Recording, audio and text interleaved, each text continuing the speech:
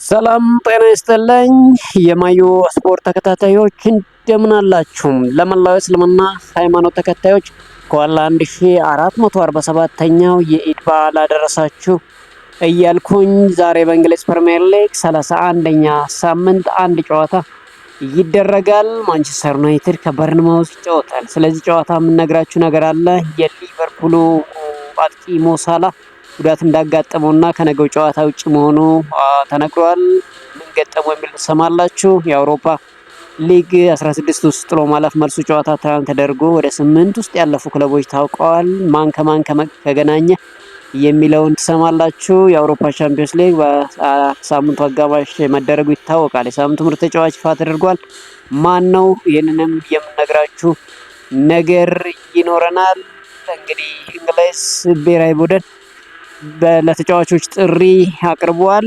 እነማን ተካተቱ የሚለውን ትሰማላችሁ። ኮቢ ማይኖ አላማውና እቅዱ የተሳካ ይመስላል። ለእንግሊዝ ብሔራዊ ቡድን ጥሪ ቀርቦለታል። እንግዲህ በሩበን አሞሪም ስር ሲሰቃይ የነበረውና ይህንን ህልም አልሞ የመጫወቻ እድል ይሰጠኝ እያለ ሲጠይቅ የነበረው ኮቢ ማይኖ ጥሪ እንደቀረበው ሰምተናል። ሌሎች እነማን ተካተቱ ሰማላችሁ። ዋሊያዎቹ ልምምዳቸውን አጠናክረው ቀጥለዋል።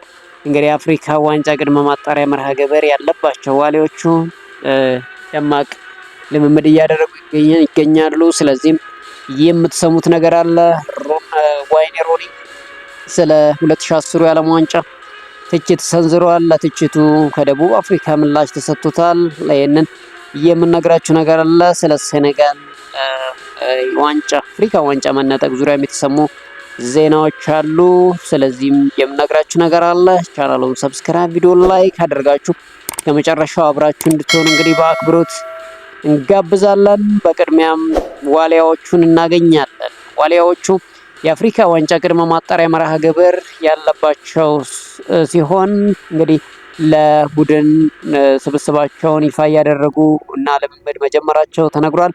የ23 ተጫዋቾችን በመያዝ ዝግጅታቸውን አጠናክረው የቀጠሉት ዋሊያዎቹ ትላንትና ከትላንት በስቲያ ጋቶች ፓኖምን እንዲሁም ትላንትና ደግሞ የከነአን ማርክነህን ግልጋሎት ማግኘት ችለዋል። ቡድኑ በአሰልጣኝ ዮሐንስ ሳሌ እየተመራ ለተከታታይ ቀናት በቀን 2 ልምምዱን እየሰራ ይገኛል። ትላንትናን ጨምሮ ባለፉት ቀናት የኢትዮጵያ እግር ኳስ ፌዴሬሽን ፕሬዝዳንት፣ የካፍ ስራ አስፈጻሚ አባልና የፊፋ ጸረ አግላይ ኮሚቴ አባል አቶ ኢሳያስ ጂራ ተገኝተዋል። ምክትል ፕሬዝዳንት ዶክተር ዳኛቸው ነገሩ በልምምድ ቦታ በመገኘት ቡድኑን አበረታተዋል። እንግዲህ ዋሊያዎቹ ከ8 ቀናት በኋላ የመጀመሪያ ጨዋታቸውን ከሜዳቸው ውጪ ሞሮኮ ላይ ከሳኦ ቶሜ ጋር እንደሚያደርጉ ይታወቃል። እንግዲህ ይህ ጨዋታ ለዚህ ጨዋታ ልምምዳቸውን አጠናክረው መቀጠላቸው ተሰምተዋል።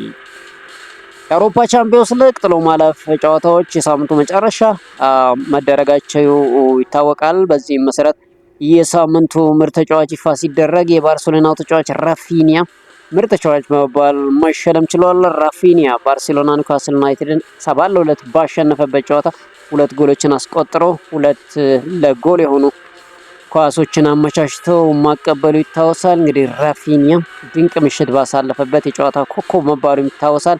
አሁን የሳምንቱ ምርጥ ተጫዋች በመባል ሽልማቱን ወስዷል።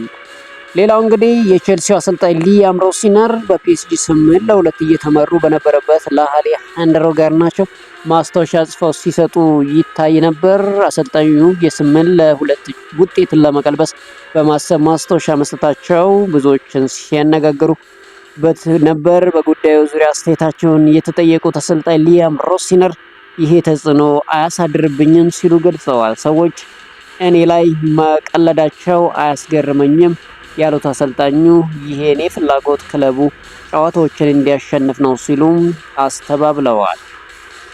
ቦሩሲያ ዶርትመንድ እንግሊዛዊ የፊት መስመር ተጫዋች ጄደን ሳንቾን በድጋሚ ማስፈረም እንደሚፈልጉ ተነግሯል። ጄደን ሳንቾ በአሁኑ ሰዓት ከማንቸስተር ዩናይትድ በውሰት ለቆ ለአስቶን ቪላ በመጫወት ላይ ይገኛል። ከዓመታት በፊት ከቦሩሲያ ዶርትመንድ በ85 ሚሊዮን ዩሮ ማንቸስተር ዩናይትድን የተቀላቀለው ጄደን ሳንቾ ውሉ በክረምቱ ላይ እንደሚያጠናቀቅ ይታወቃል። ማንቸስተር ዩናይትድ ለ1 ዓመት ተጫዋቹን በኦልድ ትራፎርድ የማቆየት እድል ቢኖረውም ይሄ ይፈጠራል ተብሎ አይጠበቅም።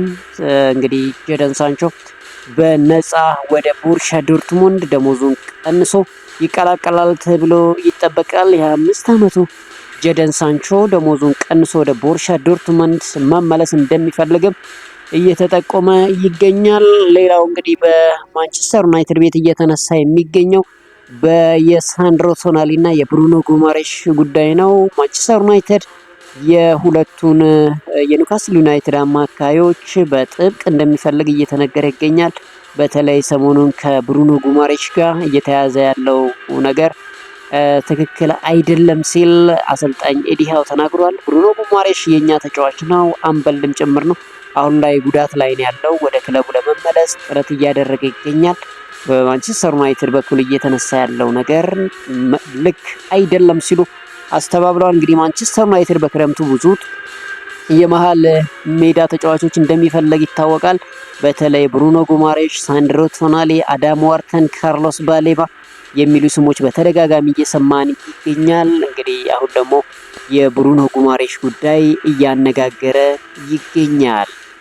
የደቡብ አፍሪካ ብሔራዊ ቡድን አሰልጣኝ ሁጎ ብሮስ የካፍ ይግባኝ ኮሚቴ ሰሚ ኮሚቴ ያሳለፈው ውሳኔን ደግፈዋል። ሴኔጋል ዋንጫውን ማጣቷ ያሳዝናል ያሉት ሁጎ ብሮስ ነገር ግን ህግ ነው፣ ሞሮኮ ዋንጫውን መውሰድ ይገባታል ሲሉ ተናግረዋል። ህግ አለ፣ ሜዳውን ለቀህ የምትወጣ ከሆነ ፎርፌ ይሰጥብሃል፣ አለቀ፣ ሌላ ነገር አያስፈልግም ሲሉ ውሳኔው ትክክል መሆኑን ገልጸዋል። በውድድሩ ወቅት በተደጋጋሚ ሞሮኮን ሲተቹ የነበሩት አሰልጣኝ ሁጎ ብሮስ አቋሚ ይህ ነው ሲሉ ለሞሮኮ ድጋፍ መስጠታቸው ተነግሯል። ሌላው የቀድሞ እንግሊዛዊ ተጫዋች ዋይኔ ሮኒ በ2010 የተደረገው የደቡብ አፍሪካ ዓለም ዋንጫ ውድድር ደካማ ነው ሲል ተችቷል። ከ2010 ዓለም ዋንጫ በታች ደካማ የዓለም ዋንጫ ፈልጋችሁ አታገኙም ያለው ዋይኔ ሮኒ ውድድሩ የዓለም ዋንጫ እውነተኛ ስሜት እየሌለው ነበር ሲል ተናግሯል። ዋይኔ ሮኒ በአፍሪካ ምድር ለመጀመሪያ ጊዜ ስለተካሄደው የዓለም ዋንጫ ውድድር የሰጠው አስተያየት በርካቶች ተቃውመውታል። የ2010 የደቡብ አፍሪካ ዓለም ዋንጫ ስፔን ለመጀመሪያ ጊዜ የዓለም ዋንጫውን ያሸነፈችበት ታሪካዊ ውድድር እንደሆነ ይታወቃል። ብዙ ክስተቶች የታዩበት ውድድር ጋና የአፍሪካውያንን ተወካይ ሆና እስከ ሩብ ፍጻሜ መጓዝ እና የሉዊስ ሱዋሬዝ ጓዝ ከአይረሲዎች መካከል ይጠቀሳሉ። በዓለም ዋንጫው ሮኒ ምንም ጎል ሳያስቆጥር እንዲሁም አመቻችቶ ማቀበል ሳይችል ከቡድኑ መሰናበቱ ይታወሳል። እንግዲህ ዋይኔ ሮኒ ትችቱን ሰጥቷል። ይህንን አስመልክቶ እንግዲህ የደቡብ አፍሪካ ስፖርት ሚኒስቴር ምላሽ ሰጥቷል። ስፖርት ሚኒስቴሩ በሰጠው ምላሽ 4-1 ተሸነፈ ስትባረር መጥፎ ውድድር ነበር ማለት ተፈጥሯዊ ነገር ነው ሲል ተናግሯል። እንግሊዝ በደቡብ አፍሪካ ዓለም ዋንጫው ወቅት በጥሎ ማለፉ በጀርመን 4-1 ተሸንፋ በውድድሩ መሰናበቷ ይታወሳል። እንግዲህ ይሄንን ተናግሯል የደቡብ አፍሪካው እግር ኳስ ሚኒስተር። ኢራቅ ለዓለም ዋንጫ ኢንተርኮንቲኔንታል ጥሎ ማለፍ ጨዋታ ጉዞ ለማድረግ ሲቸግራ እንደነበር ይታወቃል። ብሔራዊ ቡድኑ በሀገሪቱ አየር ክልል መዘጋቱን ተከትሎ ወደ ሜክሲኮ መጓዝ እንደማይችል ለፊፋ አሳውቆ ነበር። ይሁን እንጂ ፊፋ የጨዋታ መርሃ ግብር እንደማይቀይር ማሳወቁ ተገልጿል። በዚህም ምክንያት የኢራቅ ብሔራዊ ቡድን ወደ ጎረቤት ሀገር ጆርዳን የመኪና ረጅም ጉዞ ማድረጉን አሳውቋል። ብሔራዊ ቡድኑ ከጆርዳን መዲና ኦማን ወደ ሜክሲኮ የአየር ጉዞ እንደሚያደርግ ተነግሯል። ኢራቅ የዓለም ዋንጫ ተሳትፏን ለማረጋገጥ የቦሊቪያና ሱሪናማን አሸናፊ የምትገጥም ይሆናል። የቀድሞ ታሪካዊ ተጫዋች ጆርጅ ዊሃ የሴኔጋል ብሔራዊ ቡድን የአፍሪካ ዋንጫ አሸናፊነት እንደሚደግፍ አሳውቋል። ውሳኔው የአፍሪካ እግር ኳስ ያለውን ፍትሐዊነትና እምነት ያዳክማል የሚል እምነት እንዳለው ጆርጅ ዊያ ተናግረዋል። ዳኛው ጨዋታውን እንዲቀጥል ፈቅዷል ያለው ጆርጅ ዊያ ውጤቱ ሜዳ ላይ ተወስኗል ብሏል። ዳኛው ሙሉ ስልጣን አለው፣ የወሰነው ውሳኔም የመጨረሻ ነው።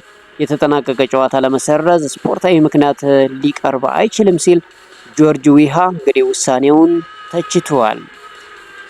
ዛሬ እንግዲህ ማንቸስተር ዩናይትድ ጨዋታውን ያደርጋል። ከጨዋታው በፊት አስተያየት ሰጥቷል። ማይክል ካሪክ ክለቡን ማወቄ በጣም ረድቶኛል ሲል አሰልጣኝ ማይክል ካሪክ አስተያየቱን ሰጥቷል። የቀያዮቹ ሰይጣኖች አሰልጣኝ ማይክል ካሪክ ለክለቡን ማወቃቸው ጥሩ ውጤት እንዲያስመዘግቡ እንደረዳቸው ገልጸዋል። ክለቡን ማወቄ 100% ጠቅሞኛል፣ ይሄንን መካድ አይቻልም ሲሉ ማይክል ካሪክ ተናግረዋል። አያይዘውም እዚህ ለረጅም ጊዜ መጫወቴና ያካበትኩት ልምድ አሁን ያለሁበት ቦታ እንዲሆን ረድቶኛል ሲሉ ተናግረዋል። እንግዲህ ማንቸስተር ዩናይትድ ዛሬ ምሽት 5 ሰዓት ላይ ከበርንማውዝ የ31ኛ እንግሊዝ ፕሪሚየር ሊግ መርሃ ግብሩን ያደርጋል። በጨዋታው ጉዳት ላይ የሚገኙት ተከላካዩ ማቲያስ ዴሊት፣ ናሱር ማዝራዊ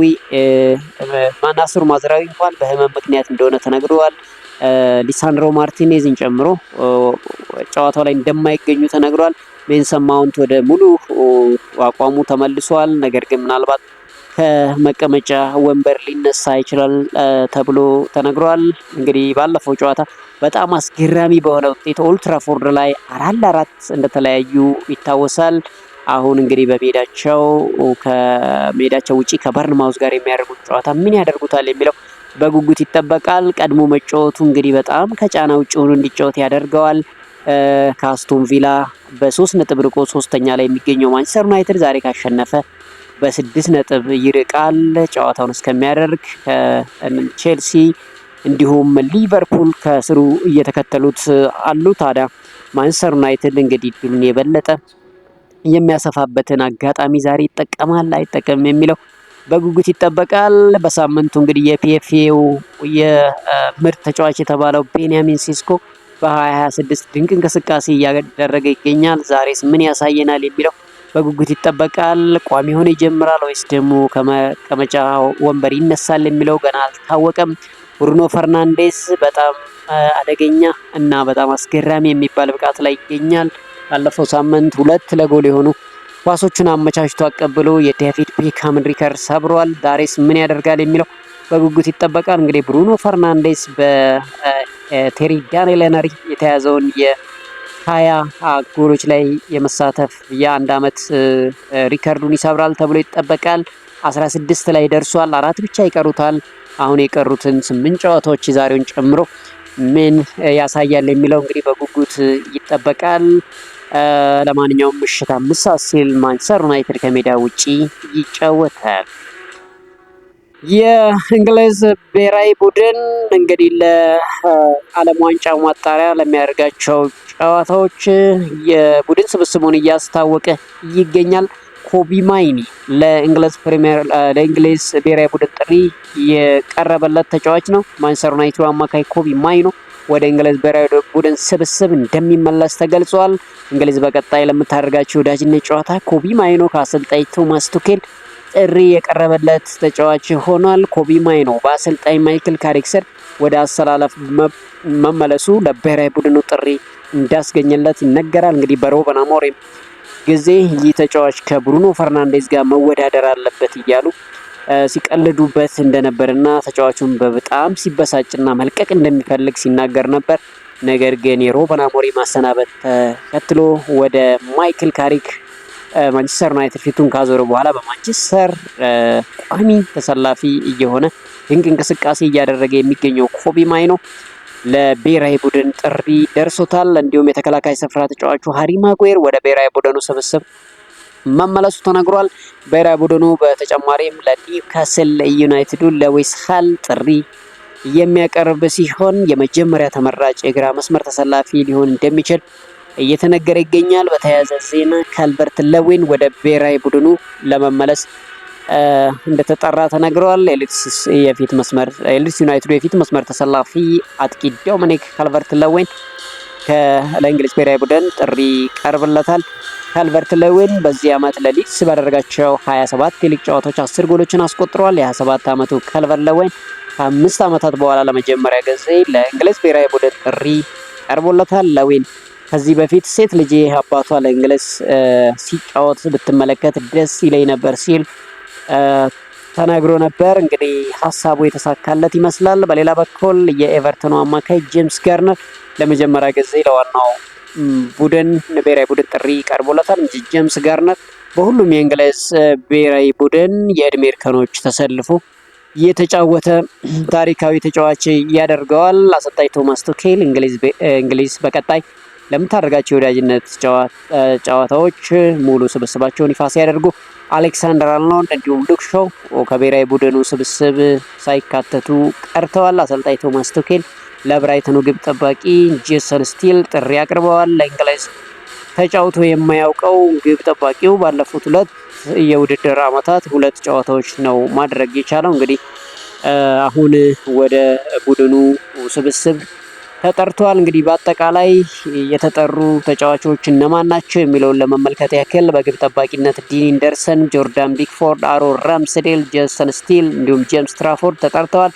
በመሃል ሞተርነት፣ በተከላካይነት ዳንበርን፣ ማርክ ጊይ፣ ሌዊስ ሃል፣ ኤዝሪ ኮንሳ፣ ትሩኖ ሊቨርሜንቶ፣ ሃሪ ማጉዌር፣ ኒኮ ኦሬሊ፣ ጃሬል ኳንሳ፣ ጄድ ስፔንስ፣ ጆን ስቶንስ እንዲሁም ፊካዮ ቶሞሪ በተከላካይ ስፍራ የተጠሩ ናቸው። ኤሊዮት አንደርሰን፣ ጁድ ቤሊንግሃም፣ ጄምስ ጋርነር፣ ጆርዳን ሄንደርሰን፣ ኮቢ ማይኖ፣ ኮል ፓልመር፣ ደክለር ራይስ፣ ሞርጋን ሮጀርስ እና አዳም ዋርተን በአማካይ ስፍራ የተጠሩ ሲሆን በአጥቂ መስመሩ ላይ ጃሮድ ቦይን፣ ዶሚኒክ ካልቨርት ሌዊን፣ ኤብሬች ኢዜም፣ ፊል ፎደን፣ አንቶኒ ጎርደን፣ ሃሪኬን፣ ኖኒ ማዱኬ፣ ማርከስ ራሽፎርድ፣ ቡካዮ ሳካ እና ዶሚኒክ ካልቨርት ሌዊን ለእንግሊዝ ብሔራዊ ቡድን ጥሪ የቀረበላቸው ተጫዋቾች ናቸው። ሌላው እንግዲህ የሞሐመድ ሳላ ጉዳይ ነው። የሊቨርፑል የፊት መስመር ተጫዋች ሞሐመድ ሳላ ጉዳት እንዳጋጠመው አሰልጣኝ አርኔ ስሎት አሳውቀዋል። በዚህ ምክንያት ሳላ ከብራይተን ጨዋታ ውጪ መሆኑ እየተነገረ ይገኛል። በተጨማሪም በቀጣይ ግብጽ ብሔራዊ ቡድንን እንደማይቀላቀል እና በሊቨርፑል እንደሚቆይ አሰልጣኙ ተናግረዋል። በሌላ በኩል ጆ ጎሜዝ ለነገው የሊድስ ጨዋታ እንደሚደርስ ፍንጭ ሲሰጡ፣ ነገር ግን በቋሚነት ይጀምራል አይጀምርም የሚለው እስካሁን ምንም የተረጋገጠ ነገር እንደሌለ ተናግረዋል። እንግዲህ ሙሐመድ ሳላ ከሞላ ጎደል ወደ አቋሙ እየተመለሰ ነበር። አሁን ደግሞ ጉዳት እንደገጠመው ተናግሯል። ሌላ የማንቸስተር ዩናይትድ ብሪያን ምቤሞ ለካሜሮን ብሔራዊ ቡድን ተጠርቷል። አማድ ዲያሎም እንደዛው ለብሔራዊ ቡድኑ የተጠራ ተጫዋች ነው። ሌላው ዛሬ ማንቸስተር ዩናይትድን የሚገጥመው አንቶኒ አሪዮላ ማንቸስተር ዩናይትድ በጣም የተሻሻለው ቡድን ነው፣ ቀላል ፈተና አይገጥመንም ሲል ተናግሯል። እንግዲህ ዛሬ ምሽት ምን ያደርጉታል የሚለው ጨዋታ ይጠበቃል። በቅርብ ያደረጉትን 17 ጨዋታዎችን ከተመለከትን ማንቸስተር ዩናይትድ የተሻለ የበላይነት አለው።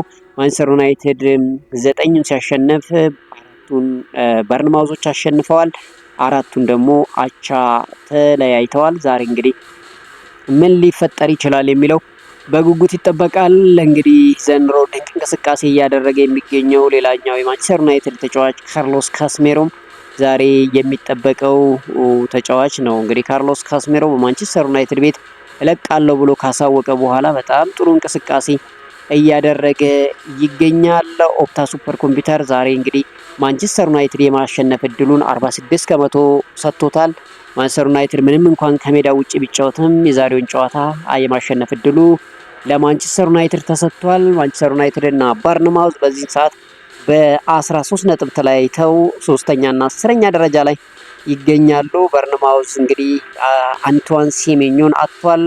እንግዲህ እነ ትራቬርኒ የሚያደርጉት እንቅስቃሴ በጉጉት የሚጠበቀው ጉዳይ ነው። ለማንኛውም ምሽት 5 ሰዓት ሲል ይህን ጨዋታ ትመለከታላችሁ። ነገ የእንግሊዝ ፕሪሚየር ሊግ ይቀጥላል። ነገው ከአጫጭር ዜናዎችን ነገ ጠዋት ይዘን የምንመጣ ይሆናል። ለአሁን የያዝናቸው አጫጭር ዜናዎች ይህን ይመስላሉ። ቻናላችንን ሰብስክራይብ፣ ቪዲዮአችንን ላይክ አድርጋችሁ እንድታበረታቱን በአክብሮት እንጋብዛለን። ማንቸስተር ዩናይትድ ከበርንማውዝ የሚያደርጉትን ጨዋታ ግምታችሁን በኮሜንት ሴክሽን ልታጋሩን ትችላላችሁ። መልካም